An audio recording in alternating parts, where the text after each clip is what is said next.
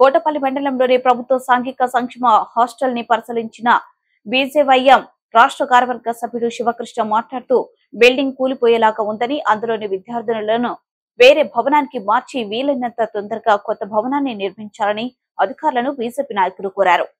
ఈ కార్యక్రమంలో బీజేపీ కోటపల్లి మండల అధ్యక్షుడు మంత్రి రామయ్య, బీజేవైఎం మండల అధ్యక్షుడు మోహన్ రెడ్డి, బీజేపీ నాయకులు వెంకన్న, శ్రీవర్ధన్ తదితరులు పాల్గొన్నారు. మేము ఇక్కడికి వచ్చిన తర్వాత చూసి ఒకటేసారి పరేషాన్ అయిపోయినాము. ఈ పిల్లలు మాకు ఒక గంట ఇక్కడ ఉండడానికే ఆగమామైతుంది. వీళ్ళు సంవత్సరాలు ఎట్లా ఉంటారో మాకైతే అర్థమైతే లేదు.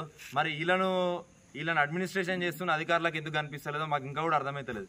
ఎందుకంటే ప్రభుత్వాలు మారుతానే కానీ వసతులు మారతలేవు, ఈ బిల్డింగ్లు మారతలేవు. 1970-80 కాలంలో కట్టిన బిల్డింగ్ అంటే ఇది. దీన్ని ఎందుకు మారుస్తలేరు? కొత్త ప్రభుత్వాలు వచ్చినాయి, మరి కొత్త బిల్డింగ్లు రావాలి కదా. ఇది 2014 తర్వాత కేసీఆర్ గారి తర్వాత కట్టలే. ఇది 1970-80 ఆ కాలంలో కట్టినట.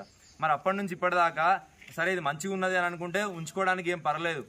ఇంత దారుణంగా ఉన్నది, లోపల షాక్లు వస్తున్నాయి, ఎర్తింగ్ వస్తున్నాయి అని చెప్పేసి పిల్లలు బాధపడతారు, ఏడుస్తారు. కనిపిస్తలేదా మరి ఎందుకు ఇట్లా చేస్తున్నారు? ఈ బిల్డింగ్ కూలిపోతే ఎవరు కింద రాత్రి పండుకున్న తర్వాత కూలిపోయింది అనుకో, వర్షం పడి కూలిపోతుంది ఖచ్చితంగా. ఇది అంత దారుణంగా ఉన్నది దీని పరిస్థితి. ఎవరు వీళ్ళ ప్రాణానికి ఎవరు హామీ ఇస్తారు? ఎవరు భరోసా కల్పిస్తారు? ఫ్రీ బస్సులు వేసిండ్రు గవర్నమెంట్. ఎక్కడికి వీళ్ళ తల్లులు వీళ్ళ నాన్నలు వచ్చి ఇంత ఇబ్బంది పడుతున్నారు మా పిల్లలు అని చెప్పి చూసుకోవడానికి ఫ్రీ బస్సులు వేసిండ్రా? కనిపిస్తలేదా ఇక ముఖ్యమంత్రి గారు? ఎమ్మెల్యేలను ఎమ్మెల్సీలను అర్ధరాత్రి పాటలలో ఏర్చుకుంటారు కదా. మరి అర్ధరాత్రి ఈ నిర్ణయాలు తీసుకుందామని మీ కళ్ళకు కనిపిస్తలేదా? చెవులకు వినిపిస్తలేదా? మీ నాయకులు మీ అధికారులు చెప్తలేరా? ఇంత దారుణంగా ఉంటే ఎట్లా పరిపాలన? ఇదేనా పరిపాలన? ప్రజా పరిపాలన అంటే ఇదేనా? గోసగుచ్చుకున్నాడేనా ప్రజల్ని, విద్యార్థులని? నువ్వు ఇవన్నీ కాదు, ఫ్రీ బస్సులు ఇవన్నీ కాదు. మంచి విద్య, మంచి వైద్యం అందించాలి, మంచి వసతులు కల్పించాలి. వీళ్ళందరూ ఉన్నోళ్ళు అయితే మీ బినామీలు మీకున్న కార్పొరేట్ స్కూళ్ళలోనే వీళ్ళ తల్లిదండ్రులు వేస్తుండే కదా. ఈ ప్రభుత్వ స్కూళ్ళల్లో, ప్రభుత్వ హాస్పిటళ్ళల్లో, ప్రభుత్వ హాస్టళ్ళల్లో చేర్పించారు కదా. ఇక్కడ చేర్పించిందంటే వాళ్ళ దగ్గర పైసలు లేవనే కదా. ఇక్కడ నువ్వు వసతులు కల్పిస్తావనే కదా. అది కూడా చేత కాకపోతే ఈ పరిపాలన ఎందుకు? ఈ ప్రజాపాలన అని పేర్లు ఎందుకు పెట్టుకున్నాడు? అన్ని ఉచితాలని చెప్పేసి డబ్బాలు కొట్టుకున్నాడు ఎందుకు? మేము ఏం దీనిలో రాయకేం చేస్తలేము. కనీస అవసరాలు మేము లోపలికి పోతా అంటే బాత్రూమ్ సైడ్ అవన్నీ చూద్దామని పోతా అంటే, కిచెన్ సెక్షన్ కాడికి పోతా అంటే నేనే జారిన. పిల్లలాడికి తినడానికి పోతా అంటే వాళ్ళు రోజు జారి పడతానట, రోజుకు 5-6 జారుతానట, కాళ్ళు ఇరుగుతానే, చేతులు ఇరుగుతానే అన్న, అయినా పట్టించుకుంటారని చెప్తాను. మరి ఎందుకు కనిపిస్తలేదు? ప్రతిరోజు రాజకీయాలు చేసే కాదు, కొన్నిసార్లు ప్రజలకు అవసరమైనవి కూడా చేయాలి, విద్యార్థులకు అవసరమైనవి కూడా చేయాలి.